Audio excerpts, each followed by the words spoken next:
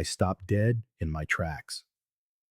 The voices drifting from the ballroom made me hold my breath. I didn't want to listen, but I couldn't move either. Just don't put him near the family, Janet. No one will notice. Rose's voice, my wife's voice, always sounded different when she spoke to her mother. Sharper, more eager to please. 5 years of marriage, and I still wasn't used to the metamorphosis. Of course, he won't notice. Janet's laugh was like shattering glass. Table 24, next to the coat check. Perfect for keeping him out of the way. I clenched my fists until my knuckles turned white. They wanted to hide me away at Rose's sister's wedding. Not like an inconvenient guest, but like a piece of furniture that spoiled the perfect composition of their family. I backed away in silence, my heart hammering against my ribs. Tomorrow was her sister's big day. I wouldn't ruin it with a confrontation. But as I walked toward our hotel room, a bitter taste filled my mouth. 5 years of trying to fit in. 5 years of hearing Rose say, things will change, they just need time to get to know you. Lies. All of it. The room greeted me with its impersonal luxury. Rose had left her things scattered everywhere. Her dress for tomorrow, makeup, jewelry. Among them, the diamond bracelet I had given her last month after closing a major contract at our consulting firm. The firm I had founded. The firm Rose had joined as a partner just 2 years ago, recently insisting on changes to the financial structure to optimize our operations. It was all starting to make a horrifying kind of sense. I sat on the edge of the bed and picked up the family album Rose had brought to show her cousins. I opened it, turning the pages with a growing sense of unreality. Family vacations, birthdays, celebrations.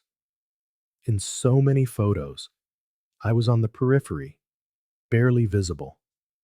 In others, I wasn't there at all. You were in the bathroom. You were taking a call. You weren't feeling well that day. So many excuses over the years. My gaze fell on the small, antique box on the table, the wedding gift for her sister.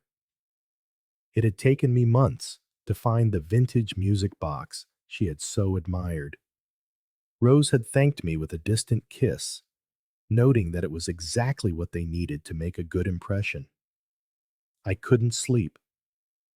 The hours bled away as I replayed moments, conversations, glances, the small slights I had ignored, the cutting remarks I had forgiven, the way Rose introduced me to her friends, always downplaying my achievements, the way she insisted I dress a certain way around her family. Dawn found me sitting by the window, watching the city wake. Rose opened her eyes a short while later, looking as fresh as if she'd had a perfect night's rest. She looked at me, and for a second, just 1 second, I saw something in her eyes. Guilt? No, it was a challenge. Have you been up all night? She asked, stretching like a satisfied cat. You look terrible. I hope you pull yourself together before the ceremony.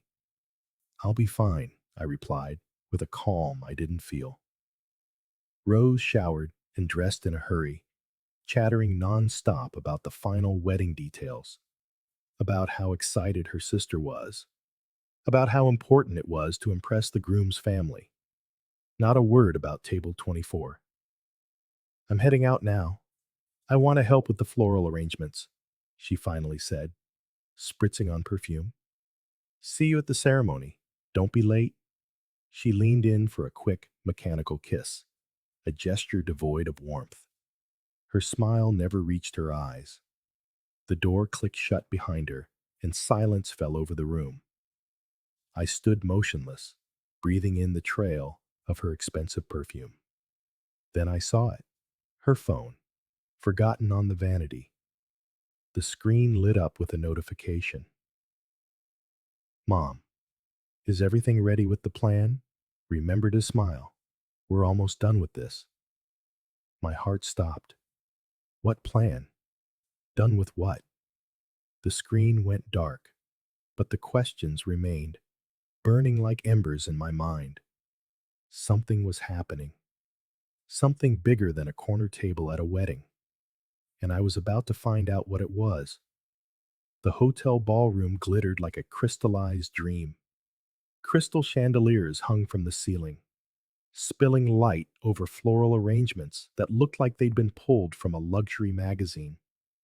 Guests, in their finest attire, mingled with champagne flutes, laughing and posing for photographs. I felt like an actor who had forgotten his lines. I walked over to the seating chart, looking for my name next to Rose's. I ran my finger down the list once, twice, 3 times. Nothing. My name simply wasn't there with hers. Can I help you? The wedding planner asked. A woman in a tailored suit and a professional smile. I can't find my table assignment, I said, trying to keep my voice steady. I'm Alex, Rose's husband. The woman consulted her tablet. Oh, of course. You're at table 24? And where is that exactly? The planner looked uncomfortable for a moment. It's by the coat check, sir. In the lobby, just outside the main ballroom. It felt like I'd been punched in the stomach. It was one thing to overhear their plan in secret. It was another to be confronted with the cold, hard reality of its execution. There must be a mistake, I insisted. My wife is sitting with her family. I'm sorry, sir. These are the final arrangements approved by the bride's family. I walked away as she was still talking. I scanned the room, watching as other men entered on the arms of their wives, heading for the main tables. No one, absolutely no one else, had been relegated to a table outside the ballroom. During the cocktail hour, I moved through the guests like a ghost. I felt the stares, the whispers behind cupped hands. That's Rose's husband. Why isn't he with the family? I heard they're having problems. Daniel, the groom, approached me with a drink in his hand and a confused expression. Hey, man, is it true you agreed to sit out in the hall? He asked, bumping his shoulder against mine in a friendly gesture. Weird choice, but I respect you wanting your space. Excuse me? I said, feeling the blood rush to my cheeks. Rose told us you'd rather have a quiet table, away from the family chaos, Daniel explained, taking a sip of champagne. Said you're not a fan of big family gatherings. Pretty considerate of you to sacrifice on a day like today. The revelation left me cold. Rose hadn't just accepted her mother's plan. She had twisted it into my decision. She had turned me into the antisocial, uncooperative husband. I searched for Rose in the crowd and found her in a circle of friends. She was laughing, her head thrown back, showing off the diamond bracelet I had given her. Her blue silk dress fit her perfectly. She looked happy, radiant, as if I didn't exist. My phone vibrated in my pocket. Mike, I need to see you. Now. It's urgent. I'm in the hotel tech room, ground floor, service corridor. This can't wait. Mike was my best friend and worked as an IT specialist for the company that managed the hotel's audiovisual systems. It wasn't like him to send a message like that, especially during an event. I looked back at Rose. She had finally noticed me, but instead of coming over, she gave me a tight smile and a small wave, the kind you give a distant acquaintance, not your husband of 5 years. That smile was all the confirmation I needed. Something was terribly wrong, and I could no longer pretend everything was normal. I slipped toward the exit, following Mike's directions. The contrast between the opulent ballroom and the stark service corridors was brutal. Fluorescent lights, concrete walls, cleaning carts, the reality behind the illusion, just like my marriage. As I walked down the hall, a strange calm settled over me. The confusion and hurt were beginning to morph into something else, something cold and precise. If Rose and her family wanted to play a game, I could play too. But first, I needed to understand the rules. The door to the tech room was ajar. Through the crack, I saw Mike hunched over a control panel, several monitors in front of him showing different angles of the ballroom. Mike? I called softly. He spun around, his face a mixture of relief and concern. Alex, thank God. You have to see this, he said, pointing to one of the monitors. I don't know how to tell you this, man, but I think your wife and her mother are up to something. Something big. And you're the target. What I saw on that screen would change everything. Forever. Mike's eyes held a mix of pity and shame, as if he felt he was betraying a confidence by showing me what he'd found. But he wasn't the one doing the betraying. I'm sorry, man, he said, turning his chair to face me fully. I was setting up the hotel's Wi-Fi system when I intercepted some messages. I wasn't trying to snoop, but I saw your name and, well, it didn't look good. On the screen were screenshots of conversations between Rose and Janet, fragments of their plans, their mockery, their contempt for me. Mom, have you moved the company documents yet? Remember, we need full control before we proceed. Rose, almost done. He doesn't suspect a thing. So trusting. So naive. Mom, perfect. The public humiliation at the wedding will only be the beginning. By the time we're finished, he won't even have his dignity left. A wave of nausea washed over me. 5 years of my life, 5 years, building what I thought was a marriage, a partnership, a shared future. I need some air, I muttered, taking a step back. There's more, Mike warned. I can access all of their messages, but it's going to take time. Go back to the party so you don't raise suspicion. I'll let you know when I have everything. I left the tech room, my head spinning. The hallway lights seemed too bright, the air too thick. I stopped in front of a decorative mirror and barely recognized my own reflection. Bloodshot eyes, pale face, crooked tie. The perfect portrait of a man about to lose everything. Or maybe a man who was finally about to wake up. When I returned to the main ballroom, I saw her immediately. Rose, my wife, the woman who had sworn to love me, chatting animatedly with her mother. Janet wore that smirk of superiority that always sent a chill down my spine. I took a deep breath and walked toward them. It was time to face the truth. Rose, I said, keeping my voice level. I'd like to talk about my table assignment. Rose visibly tensed. Her smile froze like a mask.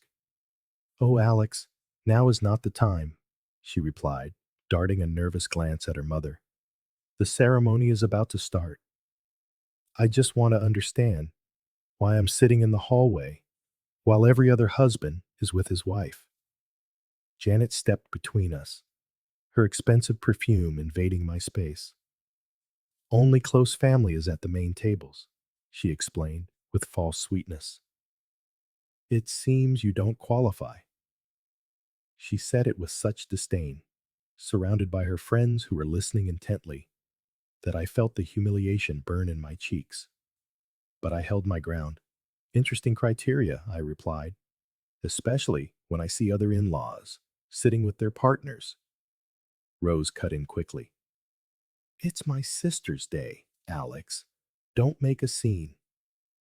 I'm not making a scene. I'm just asking why my wife has placed me at a table where the photographer and DJ are supposed to sit on their breaks. Janet's friends began to murmur among themselves. One of them didn't even try to hide her smirk. Janet, however, maintained her composure. You should be grateful we even invited you, she spat, her voice laced with venom. Considering the circumstances, what circumstances would those be, Janet? Before she could answer, I noticed a man watching us with interest. He was one of Rose's father's colleagues, married into the family. His expression was one of confusion and discomfort, as if he was witnessing something he shouldn't be. Rose must have noticed him too, because her tone changed instantly. We'll talk about this later, darling, she cooed, her smile so fake I could almost hear it crack. Go to your table. The ceremony will be starting soon. I looked into her eyes, the eyes I once thought were sincere. Now I saw what had always been there: cold calculation, manipulation, and disdain. I wondered how I could have been so blind. Of course, dear, I replied, with equal falseness. I wouldn't want to inconvenience the family. I turned to leave, but not before I caught the triumphant look that passed between mother and daughter. They thought they had won this little battle. They had no idea what kind of war was coming. Instead of heading to my assigned table, I turned around and walked back toward the tech room. I needed to know more. I needed to understand the full scope of their betrayal. As I walked down the corridor, my phone buzzed with a new message from Mike. Found something. Something big. Get here. Fast. And in that moment, something inside me shifted. The pain and confusion hardened into resolve. If Rose and her family wanted to play dirty, they were about to find out they had picked the wrong opponent. The tech room hummed with the sound of electronic equipment. Mike, surrounded by monitors and cables, was typing furiously. His face, illuminated by the blue glow of the screens, showed an absolute focus that he broke only when I shut the door behind me. I thought you'd be longer, he said, swiveling in his chair. How did the confrontation go? Exactly as I expected, I replied, sinking into an empty chair. Denial, manipulation, and an award-winning performance. Mike nodded, as if confirming a theory. What I'm about to show you isn't easy, Alex, he warned, his voice low. I want you to know, I wasn't deliberately spying. I was configuring the hotel's network when I noticed some unusual traffic. Security protocol. I had to check it out. And, well, I saw your name mentioned a lot, and none of it was good. Show me everything, I demanded, bracing myself for the worst. Mike turned his monitor toward me. On the screen were screenshots of conversations between Rose and Janet. My stomach twisted as I read fragments like plan to get rid of Alex, an advantageous divorce strategy. I intercepted these from the hotel's network, Mike explained. They're planning something big, Alex, and you're the main target. I need more, I said, a cold determination replacing the initial shock. Can you get into all their communications? Mike hesitated. I can try, but it'll take time. I need to crack some security protocols. Go back to the wedding. Act normal. I'll let you know when I have something solid. Before I reached the door, Mike added, be careful, Alex. From what I've seen, they've been planning this for months. I left the tech room, my mind a whirlwind. I needed a moment to process this. The men's room seemed like a temporary refuge from the watchful eyes of Rose's family. As I walked in, I saw a man washing his hands. Tall, well-dressed, with the kind of confidence that only comes from old money. Alex? He asked, his eyes meeting mine in the mirror. Rose's husband, right? I nodded, surprised he knew who I was. Mark, he introduced himself, drying his hands. I'm Daniel's brother. Strange we haven't met before. Strange? I asked, sensing there was more to his comment. Mark suddenly looked uncomfortable. Well, Rose comes to family gatherings at my parents' place all the time. I just figured you'd join her eventually. The floor seemed to tilt beneath my feet. Family gatherings? Rose had always told me those trips were for work or girls' weekends. Right, the family gatherings, I said, feigning knowledge. Unfortunately, my work schedule doesn't always cooperate. Mark nodded, visibly relieved. Ah, you must be the temporary husband Rose is always joking about. The words hit me like a punch to the gut. I'm sorry? Oh, you know, he continued, oblivious to my shock. How she always says her marriage to you is just a transitional phase, before her real marriage to someone on her level. I thought it was some kind of inside joke between you two. My entire world shattered in that instant. Every smile, every kiss, every moment I thought we'd shared, all of it an elaborate lie. With trembling fingers, Mark pulled out his phone. Look, here's Rose at the New Year's party, he said, showing me a photo. There was my wife, in a chic red dress I'd never seen, smiling flirtatiously next to a handsome young man. She really hit it off with your father-in-law's partner's son. I remembered that weekend perfectly. Rose had told me she was going to a spa retreat with friends. No signal, honey. I'll call you when I'm back. Do you remember the exact date? I asked, my voice surprisingly steady. Sure, December 31st. Great party. December 31st.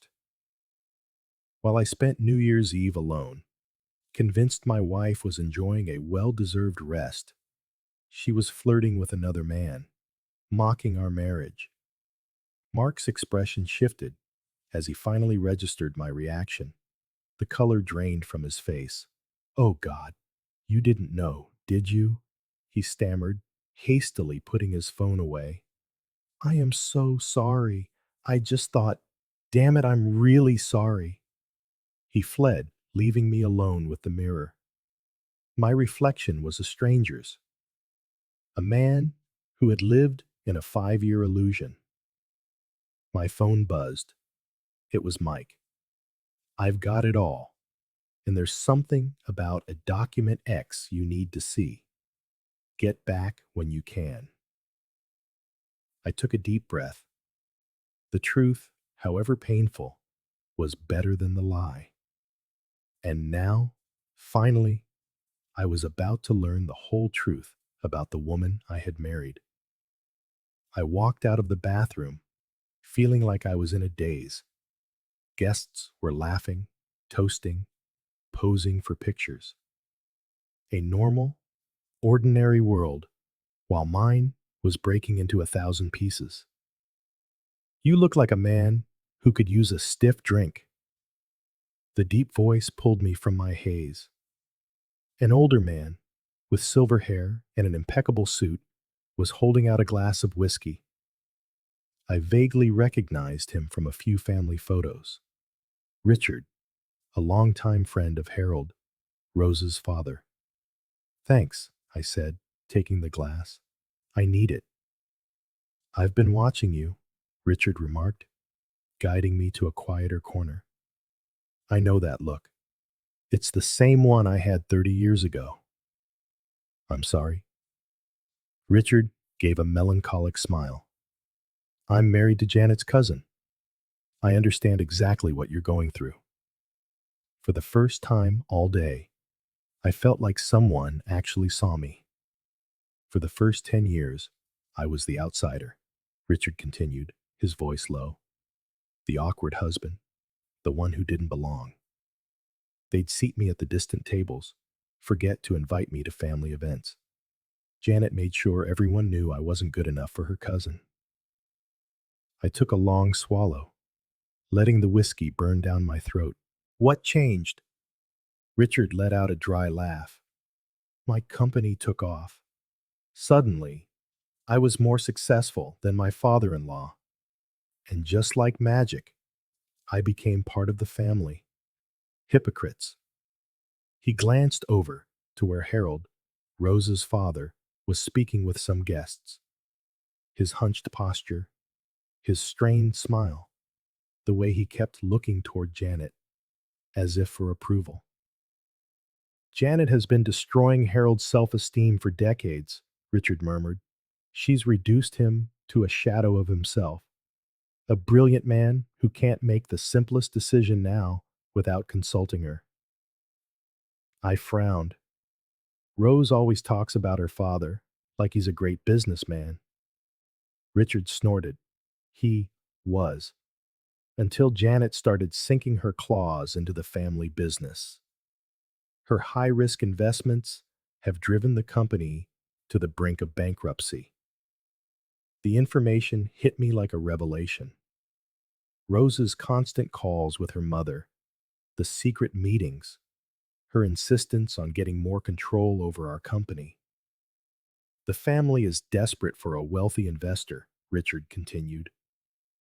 That's why Janet was so thrilled about her youngest daughter's wedding to Daniel. His family owns one of the largest corporations in the country, and that's why Rose married me, I muttered, the pieces finally clicking into place. My company was just taking off when we met. Richard placed a hand on my shoulder. Sometimes you have to lose a battle to win the war. Don't let them break you, son. He walked away, leaving me with my thoughts and a half-finished whiskey. His conversation had ignited something in me. It wasn't just rage or pain. It was clarity. I remembered how, a month ago, Rose had insisted on having access to our shared cloud storage. It's to make our work easier, honey, she had said, with that smile I now recognized as fake. It'll be more convenient if we both have access to all the documents. It had seemed reasonable at the time. Now I understood. Rose had been digging for access to my company's corporate documents. My phone buzzed again. Another message from Mike. You need to see this now. I found something about a secret laptop and a document X. As I headed back to the tech room, my mind was racing. This was no longer about surviving a humiliation. It was about exposing the truth. If Rose and her family wanted to play this game, I could play too. But unlike them, I had something they had underestimated: the truth.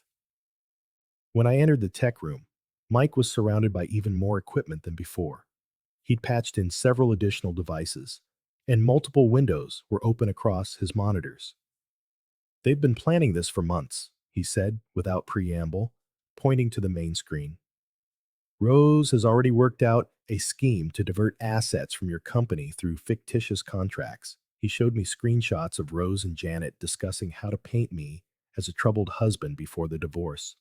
I can access the ballroom's projection system, Mike offered.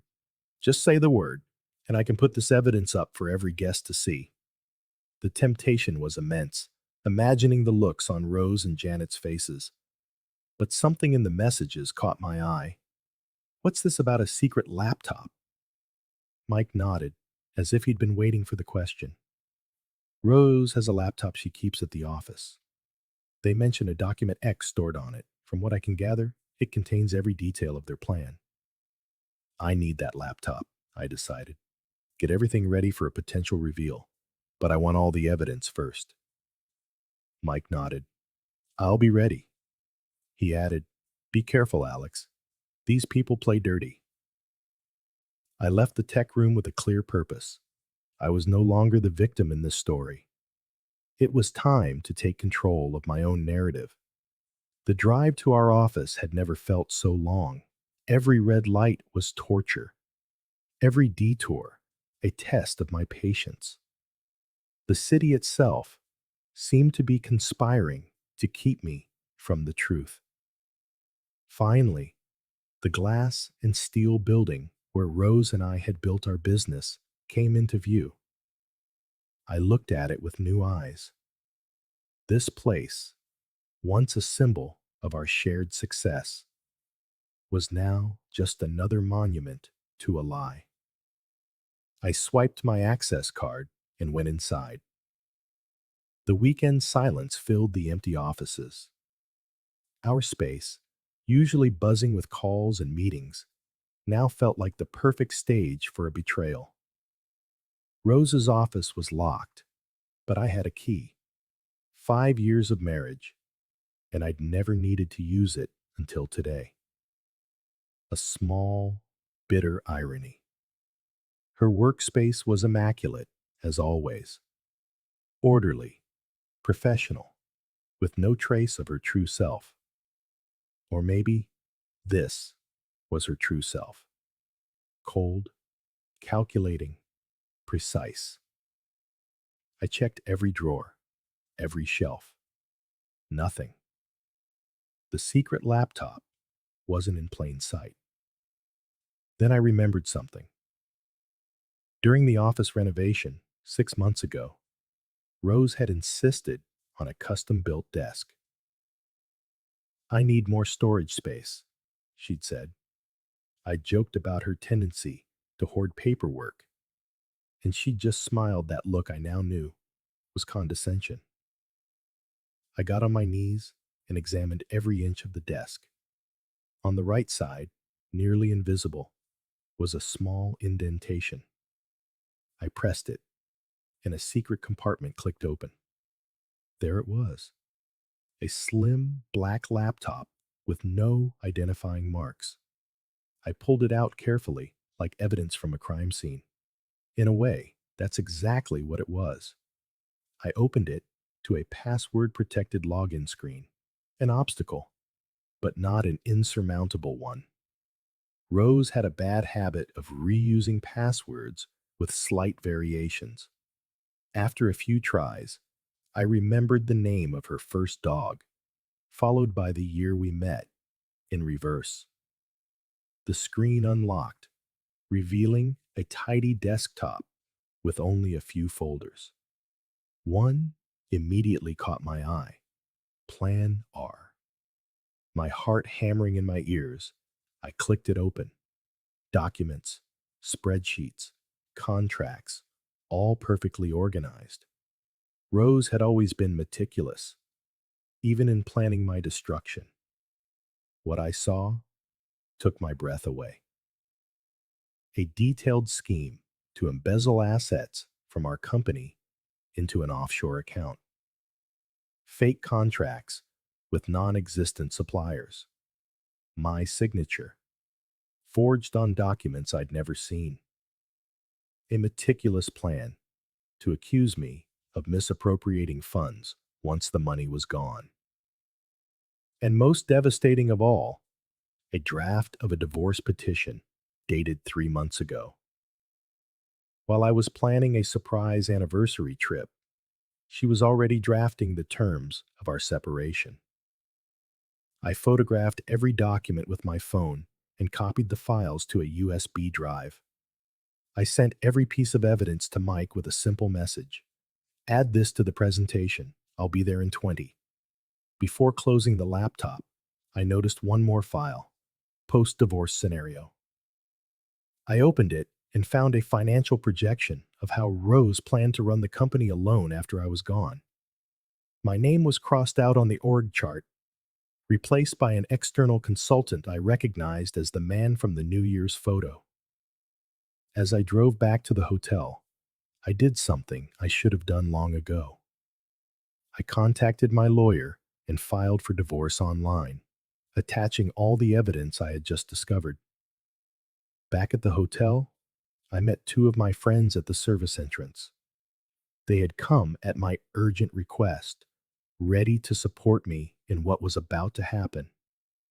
"Are you sure about this?" one of them asked. "There's no going back." I've never been more sure of anything in my life, I replied, a strange calm settling over me. In the tech room, Mike had finished arranging all the evidence into a coherent presentation. The screenshots, the photos, the documents from the secret laptop. It was all ready. Everything is set, Mike informed me. The main ballroom's projection system is under our control. Just say the word, and it will all go up on the main screen. When do the toasts start? In 10 minutes, right after the father of the bride's toast. I took a deep breath. Perfect. It's time everyone saw the true face of the family I married into. I left the tech room and walked into the main ballroom. Most of the guests were already seated for dinner. I found my place card at table 24, next to the coat check, and sat down with a quiet dignity. The photographer, apparently assigned to share my table during his break, gave me an awkward look. Sorry, sir. They told me this was staff seating. Don't worry, I replied with a calm smile. It will all make sense soon. From my vantage point, I could see Janet surveying the scene with satisfaction from the head table, and Rose, suddenly aware of my presence and the whispers of a few guests, was making her way toward me, her expression a mask of controlled panic. Alex, can we talk for a moment? She asked, her grip on my arm a little too tight. In private. I followed her into the hallway, feeling the end of this charade drawing near. What the hell do you think you're doing? Rose hissed once we were out of earshot. You are deliberately ruining my sister's day. I looked at her with a calm that seemed to enrage her even more. Her eyes, usually so calculating, now held a flicker of real panic. Me? Ruining something? That's an interesting perspective, Rose. This isn't about you, she insisted, nervously smoothing her dress. My sister deserves a perfect day, and I deserved an honest marriage, I replied, my voice low but firm. It seems neither of us got what we deserved. Rose stepped toward me, using that intimidating tactic she had perfected over the years. I don't know what you think you know, but you're overreacting, as usual. It's just a seating chart, for God's sake. Just a seating chart? I echoed in disbelief. What about the family gatherings I was never invited to? What about you introducing me as your temporary husband, or your romantic New Year's getaway while I thought you were at a spa? The color drained from her face. Her lips parted slightly, but no sound emerged. How? She finally managed to stammer. That doesn't matter now, I cut her off. What matters is that I finally see the truth, the whole truth. Rose recovered quickly, her face hardening into a mask of indignation. You have no idea what you're talking about. You've been drinking, you're just creating drama out of nothing. Her gaslighting technique was impressive. For years, it had worked, making me doubt my own perceptions. But not anymore. Drama out of nothing? I smiled. That sounds exactly like something a person with a secret laptop full of plans to siphon assets from our company would say. The effect was immediate. Rose went so pale, I feared for a moment she might faint. Her hands trembled visibly, and her phone slipped from her grasp, hitting the floor with a dull thud. I picked it up before she could. The screen lit up with a message from Janet. Does he suspect anything? Don't forget to smile. We're almost done with this. Our eyes met over the glowing screen. For the first time in our marriage, I saw genuine fear in her eyes. I have to go, I said, handing the phone back to her. Enjoy the banquet, Rose. I certainly will. I walked away, leaving her in the hallway with an expression I would never forget. the look of someone whose carefully laid plans are beginning to unravel. The pre-banquet commotion provided the perfect cover. No one noticed as I slipped out a side door and headed to my car. During the drive to our apartment, my mind was racing. If Rose had a secret laptop at the office, what else was she hiding? I needed to go through our personal finances, legal documents, everything. I arrived at our apartment, the space I once considered our shared sanctuary. Now, it felt like the stage for an elaborate lie. My call to Emily, my lawyer, was brief but productive. "I'm sending you all the documents in the next few minutes," I told her. "I need you to start the divorce proceedings immediately and protect my stake in the company." "This sounds serious, Alex," Emily replied. "Are you sure?" "I've never been more certain of anything." After hanging up, I quickly packed a few personal items: photos of my family, important documents, some clothes. I didn't know when I would be back, or if I would even want to. Before leaving, I stopped in front of a framed photo from our wedding day. Rose and I, smiling, seemingly happy. Had any of it been real, or had I been playing a part from the very beginning?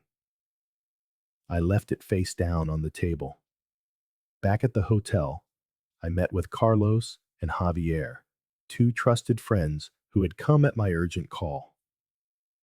Both worked in IT security and had brought extra equipment to help Mike. "How's it looking?" I asked as I entered the tech room. Mike looked up from his computer. "All set.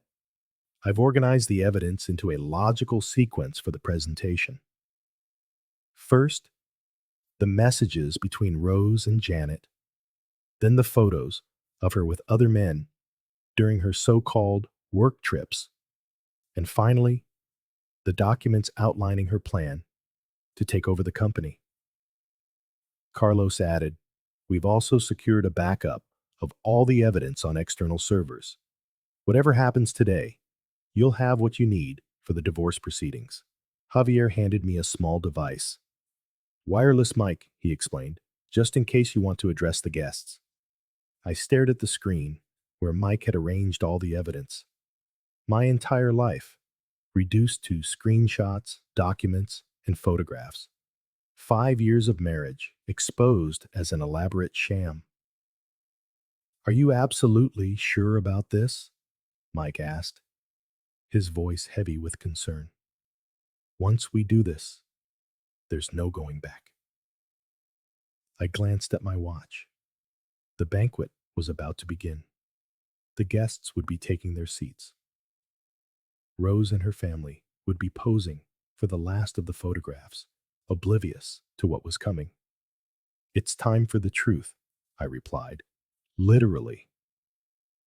The banquet hall glowed with golden light. Hundreds of candles created a romantic atmosphere that stood in cruel contrast to the reality I was about to reveal. I took my assigned place at table 24, next to the coat check, like an obedient actor following the script Janet had written. From my peripheral position, I had a perfect view of the head table. Rose looked restless, casting frequent glances toward the door, as if expecting me to flee the hotel. Janet, meanwhile, wore that self-satisfied smile I had grown to despise. The rest of the family was enjoying the evening, blissfully unaware of the drama about to unfold. Harold, Rose's father, stood to offer the first toast. His trembling voice and uncertain posture confirmed everything Richard had told me about him: a broken man, controlled by his wife. "I want to welcome our family, Daniel," he began, awkwardly reading from a set of notes. Love and family ties are the most important things in life. Our family has always valued loyalty and unity above all else. The irony was so thick I could almost touch it. I looked around and noticed I wasn't the only one who sensed the falsehood. Some guests exchanged uncomfortable glances. When Harold finished his speech with a toast to their unbreakable family bond, I knew it was my moment. I stood up and walked with determination toward the center of the hall. The surprised waiter tried to stop me, but I sidestepped him easily. "I'd like to say a few words, if I may," I announced, my voice surprisingly steady. An uneasy silence fell over the room. Some guests whispered to each other, confused by the interruption. Rose sat up straight in her chair, the color draining from her face. Janet narrowed her eyes, calculating her next move. The father of the bride, visibly uncomfortable, handed me the microphone out of sheer politeness, or perhaps out of fear of making a scene. "Thank you, Harold," I said, taking the mic. "I'd like to propose a toast to true family, not the one we're born into, but the one we choose. To those who support us unconditionally, who are honest with us, who love us for who we really are." I raised my glass and took a sip. A few guests, not fully understanding the subtext, mimicked the gesture. I'd also like to toast to honesty in relationships. I pulled my phone from my pocket and held up the screen, where I had saved the screenshot of Janet's message to Rose. "Does he suspect anything? Don't forget to smile. We're almost done with this," I read aloud. An interesting message from a mother to her daughter, don't you think? The silence in the hall became heavy, oppressive. I could see the exact moment Rose understood what I was about to do. I gave the signal to Mike. On the wall behind me, the projector that was meant to be showing a slideshow of the happy couple suddenly flickered. In its place, a screenshot appeared. A conversation between Rose and Janet, discussing how to exclude me from the family.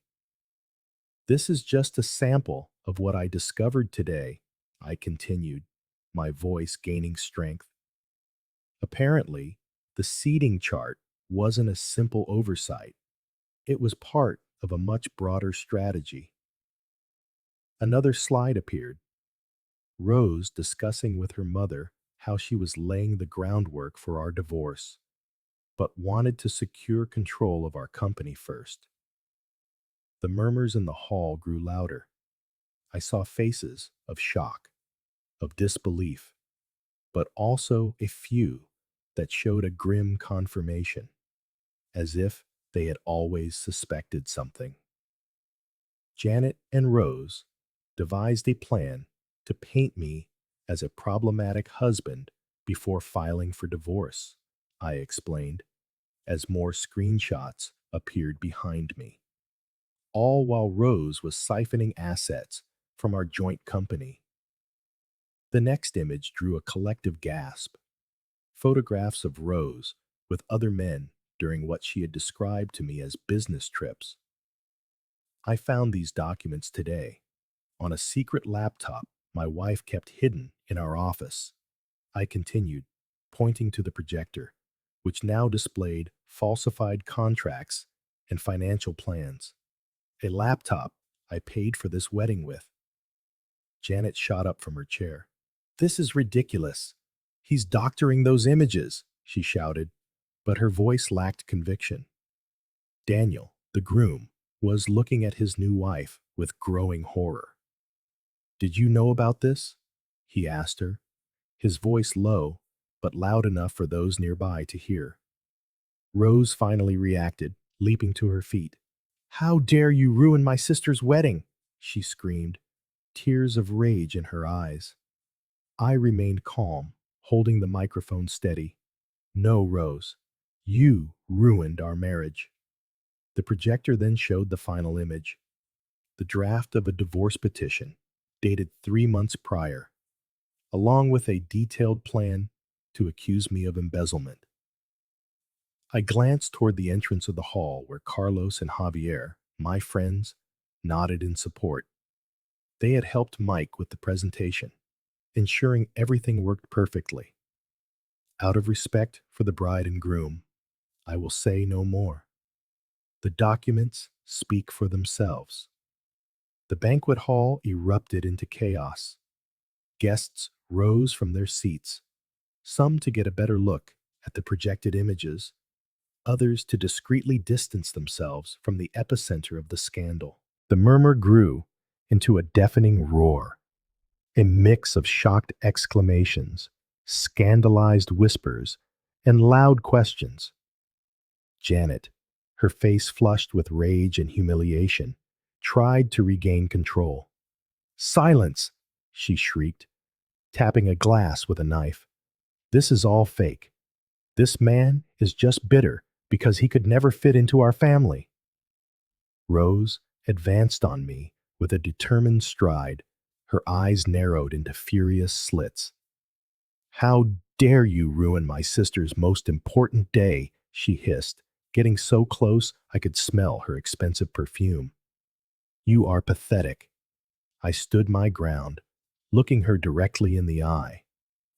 "No, Rose. You ruined our marriage from day one.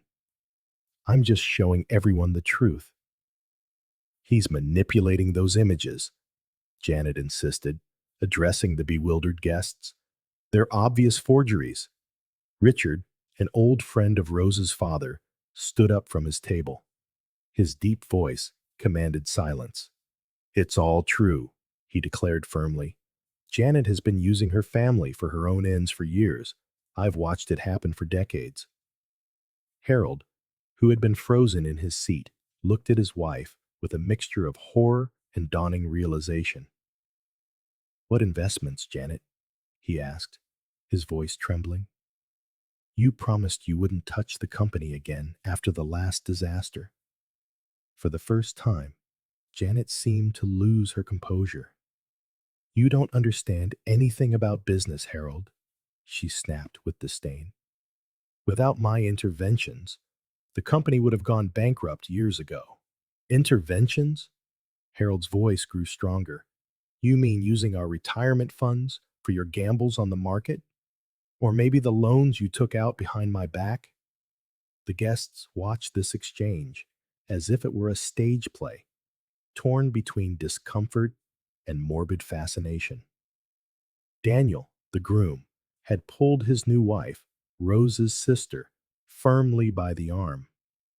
"Did you know about this?" he demanded, his face a mask of disbelief. "Did you know what your mother and sister were doing?" The bride, tears streaming down her face and ruining her perfect makeup, tried to pull away. "Daniel, I can explain." "Explain what?" he insisted. "That you used me? That this marriage was just another financial strategy to save your family's business?" Mark, Daniel's brother, chimed in. "I always said there was something off about this family, but no one would listen to me." The bride tried desperately to salvage the situation. "It's not what it looks like, Daniel. I love you. This is real." "Real?"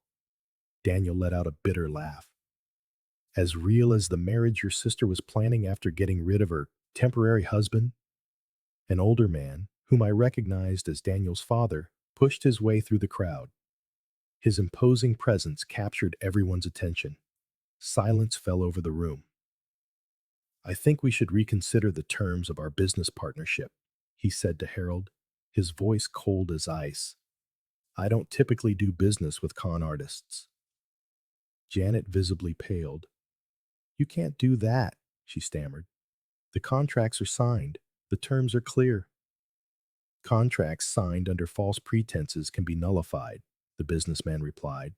"My legal team will be delighted to prove it." Just then, Mike discreetly approached my side. "I've sent copies of all the evidence to your lawyer," he murmured. "We also have secure backups. Whatever happens here, you have everything you need for the divorce and to protect your company." I nodded, grateful for his loyalty. Meanwhile, Rose's family continued to implode in front of everyone. Harold stared at the projected documents with growing horror. Did you use my signature on these papers? He asked Janet, pointing at several contracts. This isn't my signature. It's a forgery. I had to, Janet replied, abandoning all pretense. You would never have had the courage to make the necessary decisions. That's a felony, Janet, someone said from a nearby table. A man I later learned was a corporate lawyer. Forgery, fraud, those are serious charges. The bride, desperate, clung to Daniel's arm, but he pulled away. It's over, he declared, his voice cutting through the room. I can't be a part of this. He slid the wedding ring from his finger and dropped it on the head table. The metallic clink echoed in the sudden silence. Rose, watching her carefully laid plans crumble, whirled on me, her fury renewed. This is all your fault, she shrieked, all composure gone. You've destroyed our family. No, Rose, I replied, my voice calm.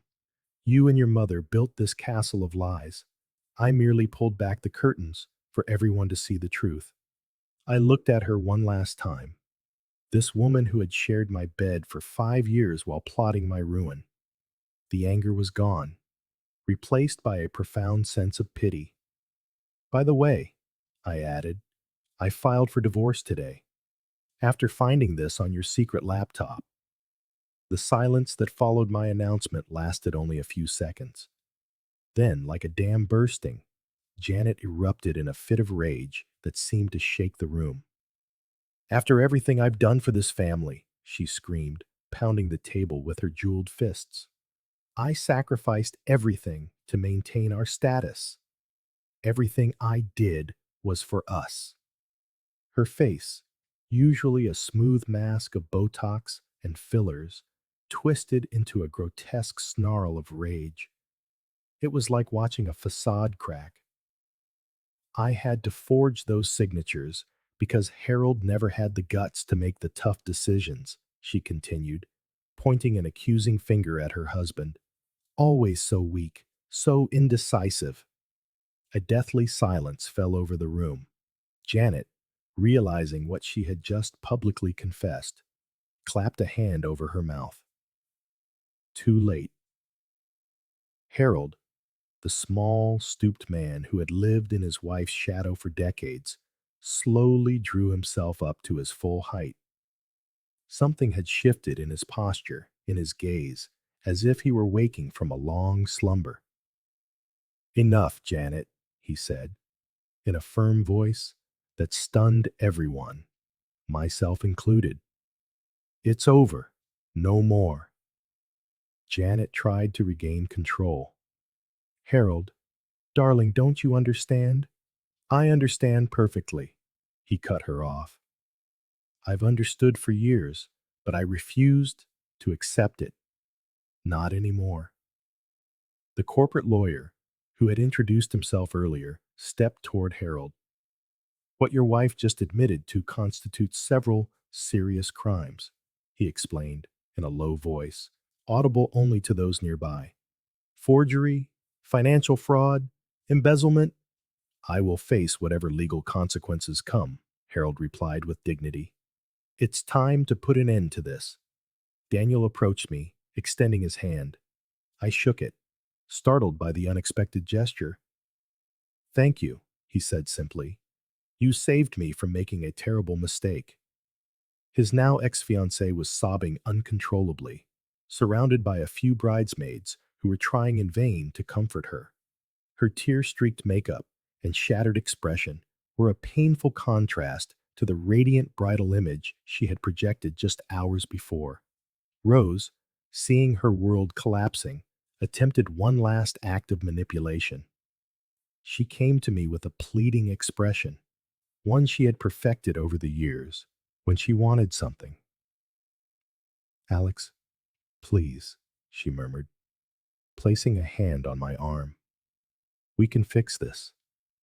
Remember the good times, our history, Everything we've built.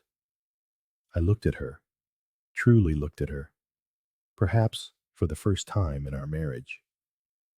I saw the woman who had shared my bed for 5 years while planning my downfall.